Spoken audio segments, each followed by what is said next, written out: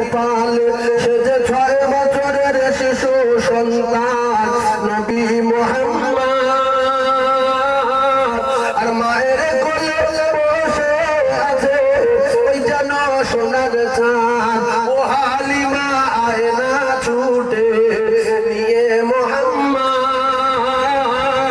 আর চুমা দেবে কচি মুখে সে যে পূর্ণিমার ওই চাঁদ জুড়ে বলুন এই পূর্ণিমার চাঁদের জ্যোতি বেশি না নবীর জ্যোতি বেশি?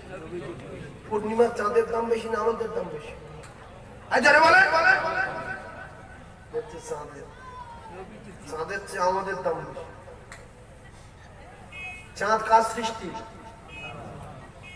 সূর্য, আসমান, আর আমরা সমস্ত সৃষ্টির শ্রেষ্ঠ। আমরা দামি, আমরা উৎকৃষ্ট। আমরা যতদিন চন্দ্র সূর্য ততদিন, আসমান ততদিন আমরা নাই। ইদা সামাউল ফাতারা, আসমান নাই, ভেঙে পড়বে। ওইদাল কাওয়াকিবুন তাসারা, তারাগুলো খসে জমিনে পড়বে। তাহলে কাদের জন্য থাকবে? আমাদের না, মুমিনের জন্য। আমাদের সম্পদ, টাকাবাজ, ভোগাবাজ, মানুষ কামাই করে জ্বালায় কত রকমের ভুল আছে না? হ্যাঁ, কেউ চুরি করছে, কেউ মালে ওজনে কম দিচ্ছে, কেউ দাঁড়ি পারলে এরকম চেপে ধরে রেখেছে। আল্লাহ আল্লাহ, কত রকমের ইনকাম। কেউ আবার মেয়ে ছেলেগুলো আগিয়ে দিচ্ছে, কেউ মেয়ে ছেলে দোকানে দিচ্ছে। আমি বললে করি তার কমার, তুই হয় না বলো? এবারে গিন্নি বলছে আমি দিয়েছি 700, তুমি দিয়েছি 300, ডাবল। তুমি শুয়ে ঘুমাবে, কোনদিন যাবে না, আরো 5-6 টাকা বাড়ি। তুমি গেলে খরিদার কমে না, তুমি গিয়ে বসলে খরিদার ভাই পাবে। তো স্বামী তো আর বলছে না আমি পিছনে বসে থাকবো চেয়ারে, তুই সামনে দোকানদারি করবি, বলে তাতে অসুবিধা আছে। তুই মোটে আসবে না, বাড়ি শুয়ে থাকবে, যা করার আমি করবো। টাকা ডাবল হবে না? হবে না?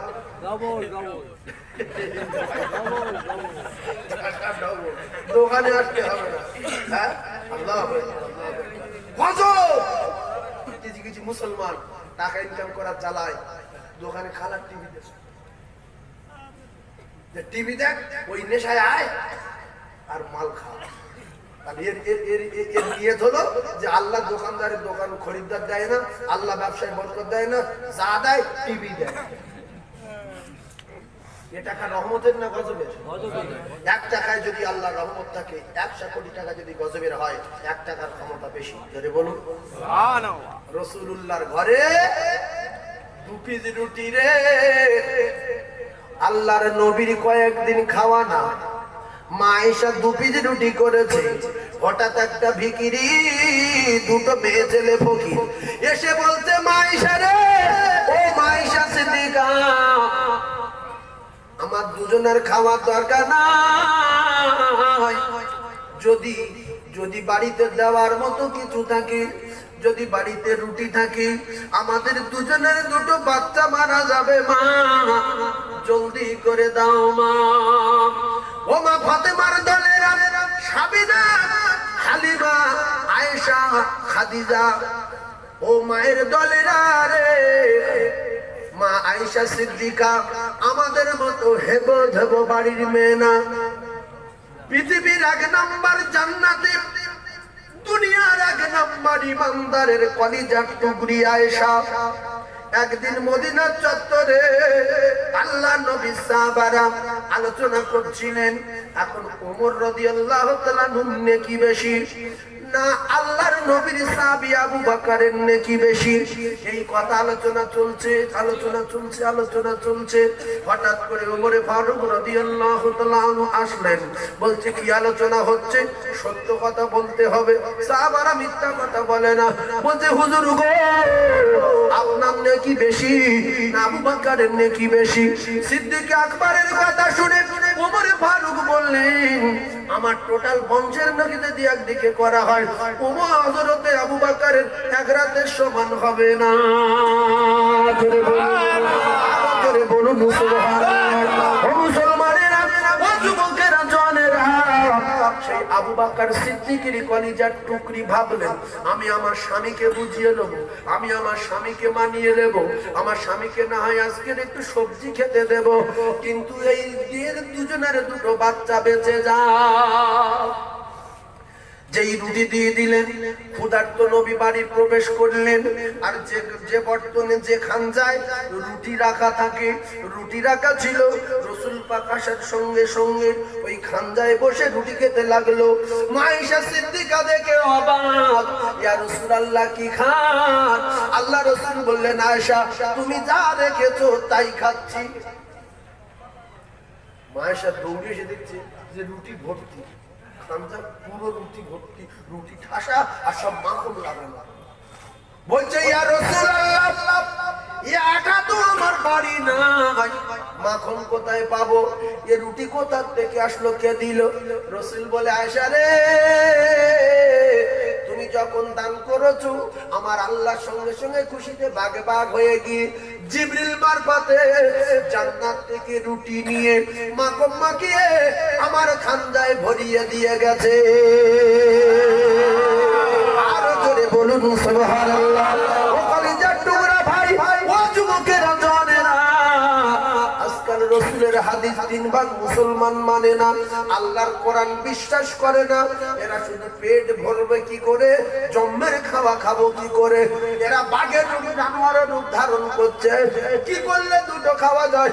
সীমার একটা আছে, একটা দাগ আছে, একটা গন্ডি আছে, এই গন্ডি যদি কেউ পার হয় তার অকাল মৃত্যু হবে। ওরে জানোয়ার, ওরে বাঘের দলেরা, তোদের আল্লাহ চারিদিকে বিরাট বিরাট নদী দিয়ে মাঝখানে নদীর চরে গাছ লাগিয়ে দিয়েছে। আমাদের মিঠেন গাছগুলো ওই জঙ্গলে হবে না, কারণ মাঝে মাঝে গাছের টুটি পর্যন্ত নোনা পানি ডুবে যায়, কিন্তু গাছগুলো মরে না। আল্লাহ জঙ্গলের গাছ আলাদা দিয়েছে, জঙ্গলের দানা পড়ে তাতে আপনি আপনি গাছ হয়, ওই দানা নিয়ে আমাদের এখানে বসালে হবে না। সোনামানি গিরে, কিন্তু বাঘের বলে দিয়েছে, বাঘ তোর জন্য হরিণ রেখেছি, শূকর রেখেছি, বাঁদর রেখেছি, বন মহিষ রেখেছি, এমনি করে আরো বড় বড় হাতি রেখেছি, আরো বড় বড় প্রাণী রেখেছি, মোরগ মুরগি ভরা, তোরা যার যা খুশি ধরে খাবি। তবে খেতে গেলে একটু কষ্ট হবে, বাঘের হরিণের পিছনে ছুটতে হবে, শূকরের পিছনে ছুটতে হবে, বড় বড় গর্তায় কাঁকড়া হবে, কাঁকড়াগুলো ধরতে গেলে অনেক কষ্ট হবে, খেতে খেতে হবে। রুজি আল্লাহ বাঘের জঙ্গলে রেখেছে না রাখিনি? আল্লাহর কোরআন তামাম পৃথিবীর জমিনে যত আল্লাহর সৃষ্টি রয়েছে সবার রুজির দায়িত্ব নিয়েছেন আমার আল্লাহ। ও কলিজার টুকরা মুমিনেরা, মানে বাঘের বর্ডার কেটে দিয়েছে আল্লাহ, এর এপারে যাবি না, ওদিকে যাবি না, এদিকে যাবি না। কিন্তু দুটো একটা জানোয়ার, এত জ্ঞান গম্যি কম, পশু তার কি জ্ঞান থাকিবে? হালকা জ্ঞান আছে, কিন্তু মানুষের 25 কোটি গুণ জ্ঞান বেশি। ওই জানোয়ার দুটো একটা আছে, নিদেন খাওয়া খাবো বলে আল্লাহর হুকুমের খেলাফ করে, আল্লাহর বর্ডার পার করে, ইচ্ছা মতো নিদেন খাওয়া খাবো বলে, জম্মের খাওয়া খাবো বলে ওই জানোয়ার দুটো একটা নদী পার হয়ে নগরে আসে। আমি খেটে খাবো কেন? লক্ষ লক্ষ গরুর পাল, লক্ষ লক্ষ মানুষের দল, যার খুশি তারা ধরবো, দৌড়াদৌড়ি করতে হবে না। আপনাদের কাছে বিচার দিলাম, এই জানোয়ারের খাবো না, গুণ হয়ে যাবে না, যাবে না, হবে না, হবে না। তাহলে এ দেখে আর কেউ ভয় করবে না, বলবে জাল ঘে, বন্দুক লিয়ার, বোম মার, ফাঁস কর, ধর, ধরে সাপ পেটা কর। কিন্তু এরা যদি ওরা যদি জঙ্গলে থাকতো, আর এপারের লোক বাপের ক্ষমতা আছে, ওপারে গিয়ে বাঘের জঙ্গলে গিয়ে বসতেন দেখায় না, লাভলে বেহুশ হয়ে যাবে, কোন দিক দিয়ে ধরে তার ঠিক নেই। তাহলে নিজের জায়গায় যদি মুসলমান থাকতো, সারা পৃথিবীর মস্তানার বাহাদুর দেখলে বেহুশ হয়ে যেত, যেত না, যেত না। মুসলমানেরা ওমরের দেখে বড় বড় পালোয়ান কেন, ইবলিস পর্যন্ত পাগল হয়ে যেত। ভালো করে বোঝার চেষ্টা করুন কলিজার টুকরা মুসলমানেরা, আজকের মুসলমানের ঘরে জন্ম নিয়ে খাবো বলে নিজের খাওয়া খাবো বলে, জম্মের খাওয়া খাবো বলে, ওই ছেলে মেয়ের একটুখানি দুনিয়ার জমিনে সম্পদ করে দেবো বলে নিজে জাহান্নামের রাস্তা ক্লিয়ার করছে। রূপ পরিবর্তন করছে মানুষেরই বাচ্চা, রূপ পরিবর্তন করছে জাতির কলঙ্ক, ছেলে মেয়ের জন্য ধোঁকাবাজি করছে। আজকের কিছু কিছু কিছু কিছু বাড়িতে দেখা যায় বিয়ের দিনে মাওলানা গেল, মৌলবি গেল, মুফতি গেল, দেখাশোনায় গেল, আর কালো মেয়েটার মলম মেখে সাদা করে দিল কলঙ্ক। আছে না নাই? কিছু কিছু পুরুষ আছে এইরকম পুরো মেয়েদের সাজে, আছে না নাই? আছে না নাই? দেখলি মনে হবে মেয়ে ছেলে, কিন্তু না, এইরকম মলম উঠেছে তোমার পুরো বেটা ছেলে মেয়ে ছেলে করে দেওয়া যাবে, আর মেয়ে ছেলে কালো পুরো সাদা, এই বগল থেকে নিয়ে হাত পর্যন্ত ধপ ধপ করছে, হাঁটুর নিচে থেকে নিয়ে আঙুলের মাথা চপ চপ করছে, মুখ পুরো সাদা। কোন কোন জায়গায় অরিজিনাল কালার আছে না নাই?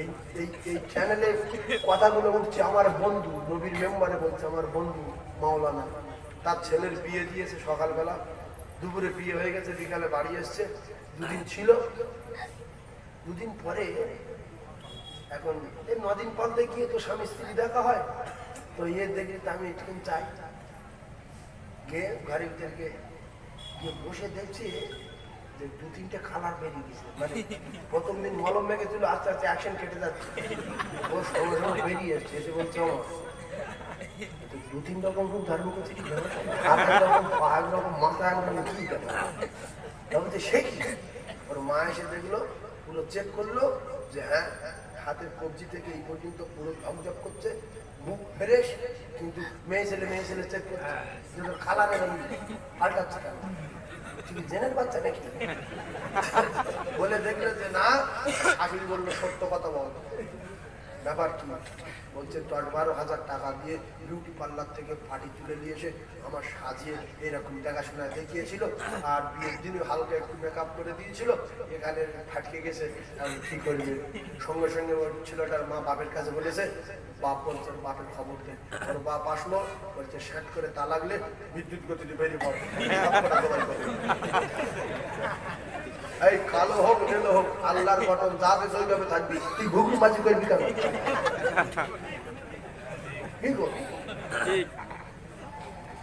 তোর তুই বেটা ছেলে করতে তুই বেটা ছেলে থাকবি, তোর মেয়ে ছেলে করতে তুই মেয়ে ছেলে থাকবি, মেয়ে ছেলে বেটা ছেলে হবো বলে বিশাল লাভ লাভ হচ্ছে, নবীর নম্বরে বসে বলছি, সেসব শুনলে আপনার পাগল হয়ে যাবে।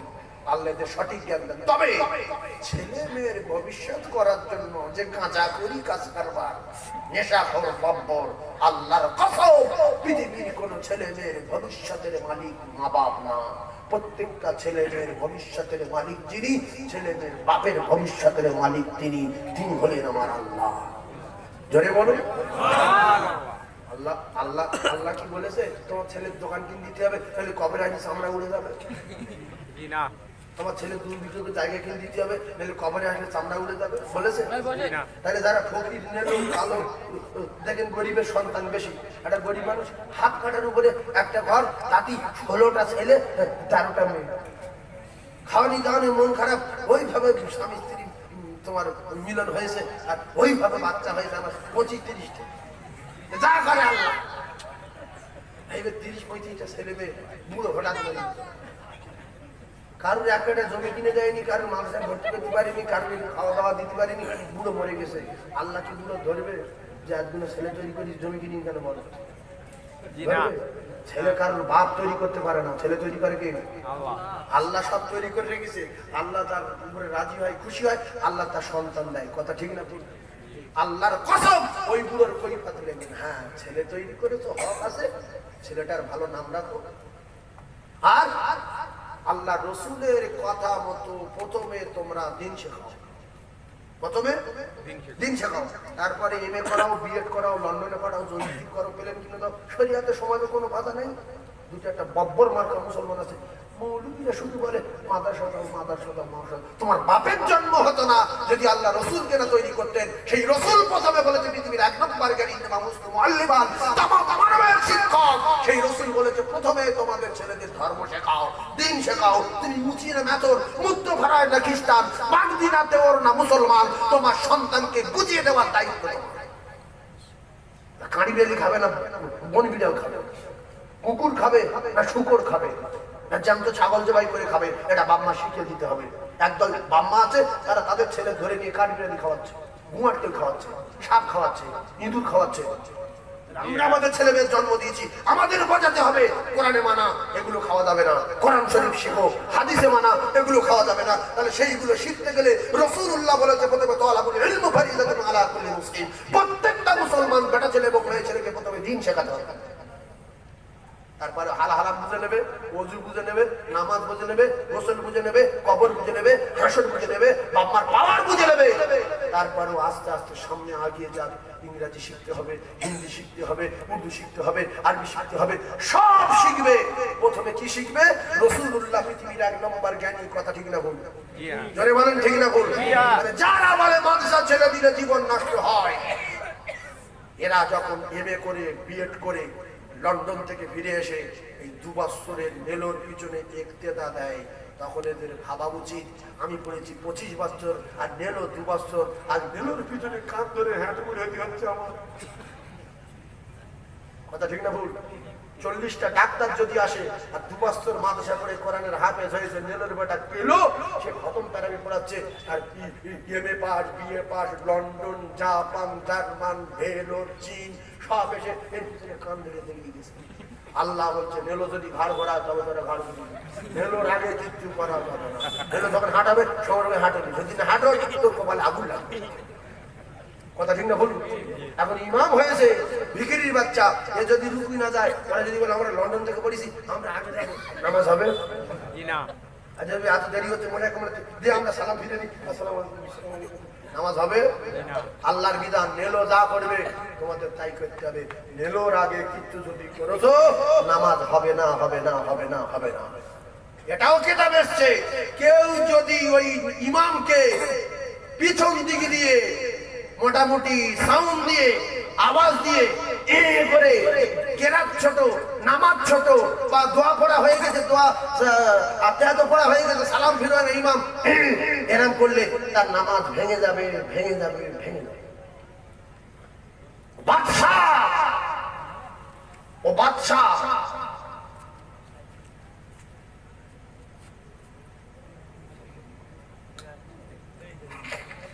কথা বুঝতে পারেননি? আমার সোনার চাঁদ ভাই, এখন আমি আপনাদেরকে বলবো, আল্লাহর রাস্তে বলবো, আল্লাহর কসম পৃথিবীর জমিনে সন্তানের মতো আপন মা বাপের কাছে আর কেউ নাই। কথা ঠিক না? জোরে বলেন। আর সন্তানের আপন মা বাপের মতো আর পৃথিবীর জমিনে কেহ নাই। এই মাদ্রাসার 3টে ছেলে মোকালামা করছিল, আমার এত ভালো লাগছিল, যারা মা বাপের হকের কথা বলছে, মা বাপের পাওয়ারের কথা বলছে। আল্লাহ রাসূল বলেছে যদি নেক সন্তান দেখে কবরে চলে যেতে পারো, তার কবর হবে আলো, আর যার কবর হবে আলো তার হাসর হবে আলো, আর যার হাসর হবে আলো ফুলসুরাতে বিদ্যুৎ গতিতে পার হয়ে যাবে, আর ফুলসুরাতে পার হয়ে গেল আল্লাহর দয়ার জান্নাত পেয়ে যাবে গ্যারান্টি, আর কোনো অসুবিধা হবে না। জোরে বলুন, আর জোরে বলুন সুবহানাল্লাহ। কেরামের আলেমের দোয়া, মাওলানার দোয়া, পীরের দোয়া, আর জন্মদুঃখী জন্মদাতা পিতার জন্য আল্লাহ বলছে সন্তানের দোয়া আল্লাহ দরবারে কবুল হবে। সন্তান পিছনের কথা মনে করবি আর মা বাপের জন্য দোয়া করবে। আল্লাহ আমার আমরা যখন ছোট ছিলাম পায়খানা করলে বুঝতে পারতাম না, পায়খানা করলে কাঁদতাম, মাকে ডাকতে পারতাম না, সাপে কামড়ালে কাঁদতাম, মাকে ডাকতে পারতাম না, ক্ষুধা লাগলে কাঁদতাম, মাকে ডাকতে পারতাম না, পায়খানা করে 2 হাত দিয়ে মাখতাম, মাকে ডাকতে পারতাম না। এত অসহায়, এত অসহায়।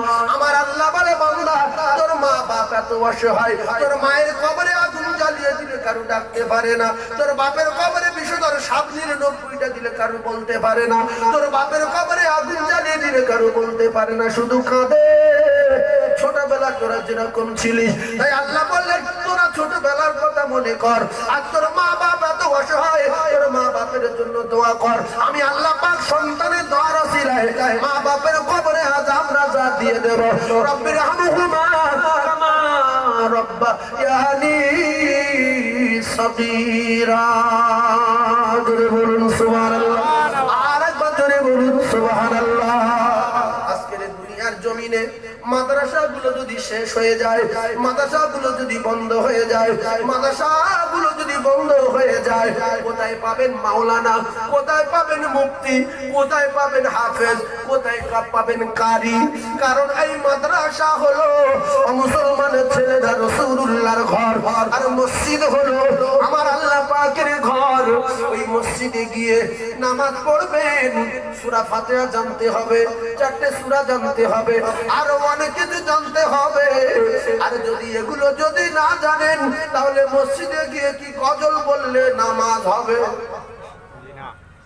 হবে কি না? তাহলে প্রত্যেক মানুষ তো জান্নাতে গেলে নামাজ পড়তে হবে, আর নামাজ পড়তে গেলে সূরা ফাতিহা 4টে সূরা জানতে হবে। আর যদি ওসব কিছু পড়বো না, মসজিদে যদি গজল বলে দিনের নবী মোস্তফা মুহাম্মদ রাসূলুল্লাহ নামে বন্ধ করে তুমি আর এক ফুল আল্লাহ ফেরেশতা করে লাঠি দিয়ে মাশাআল্লাহ সব মাথা ঘুরে পড়বে। কুছে দেবে না, দেবে না, লজ্জা পাবেন, মান দুঃখ নেবেন না। এই যে গজল বসে আছি, যদি আমি চ্যালেঞ্জ দিই 1 লক্ষ টাকা, 1 লক্ষ টাকা চ্যালেঞ্জ, এর ভিতরে 100 মুসলমান দোয়া কোন সহি করে বলতে পারবে না, পারবে না, পারবে। যদিও জানে আল্লাহ ওয়াইন্না নাস্তাইনুকা ওয়া নুমিনুকা তাওয়াক্কাল আলাইকা নুসনি খাই ওয়া নাশকুরুকা ওয়া নুমিনুকা তাওয়াক্কালু আলাইকা।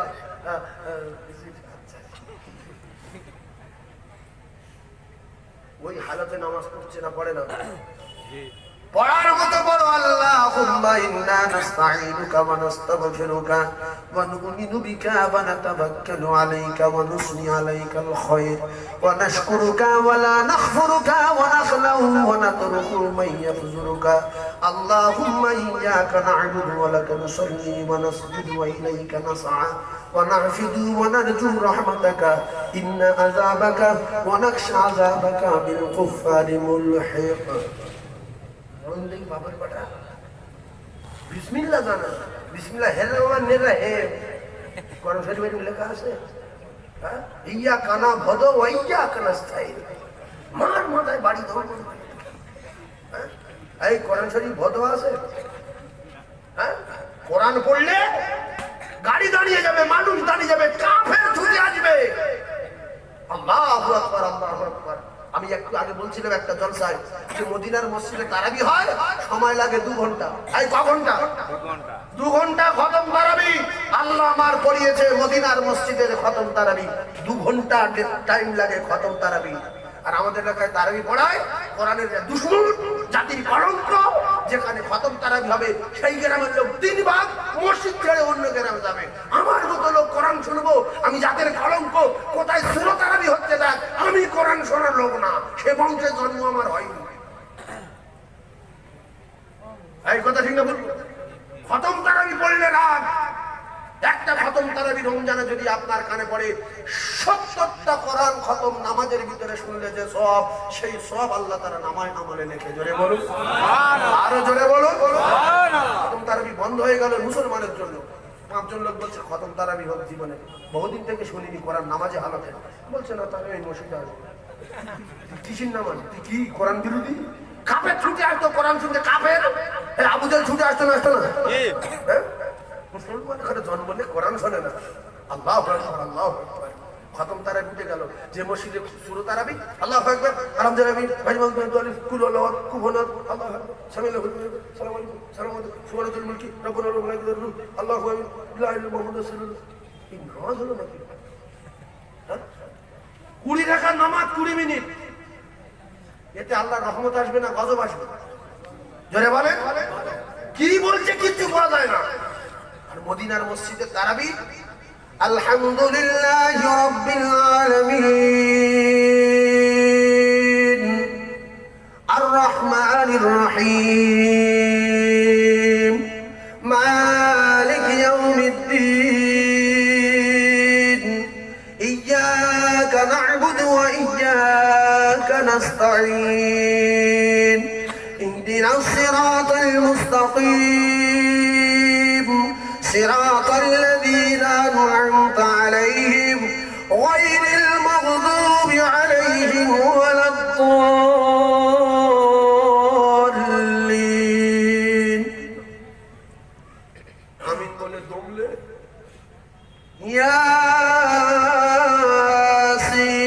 ياسين والقرآن الحكيم إنك لمن المرسلين আমাদের কাছে যেরকম নামাজ পড়ায় সমাজে ইমামের ধরে বাঁধবে কিন্তু কি এরকম নামাজ পড়ে তুই কোথায় পড়েছিস পালাবে একলা ইমাম সাহেব সব পালাবে একা ইমাম সাহেব পড়বে সালাম ফিরে দেখবে কেউ আমি কার কেন নামাজ পড়ছি একটা মসজিদে আল্লাহ শুনছে তিনি সামিউম বাসির সালাতুত তাসবিহ নামাজ বোঝেন মানে কি বোঝে তো অনেকক্ষণ সময় লাগে আর কেউ একবারা পড়ে কেউ সূরা ইয়াসিন পড়ে কেউ সূরা রহমান পড়ে কেউ সূরা মুলক পড়ে ওই সালাতুত তাসবিহ নামাজ তো সালাতুত তাসবিহ নামাজ অনেক সাধারণ লোক জানে না বলছে দূরে কার নামাজ পড়বো বাবু সবাই এসে যাই জামাত করে পড়ি অনেকে তো জানে না তো জামাত করে পড়ে দেরিয়ে গেছে হাবে সাহেব দেরিয়ে গেছে এবার আমরা পিছনে দেরিয়ে গেছি প্রথম টাকা দিয়ে আসিন ধরেছে তারপরে উঠেছে উঠে এইবারে সূরা রহমান ধরেছে যখন হাফ গেছে একজন মুসল্লি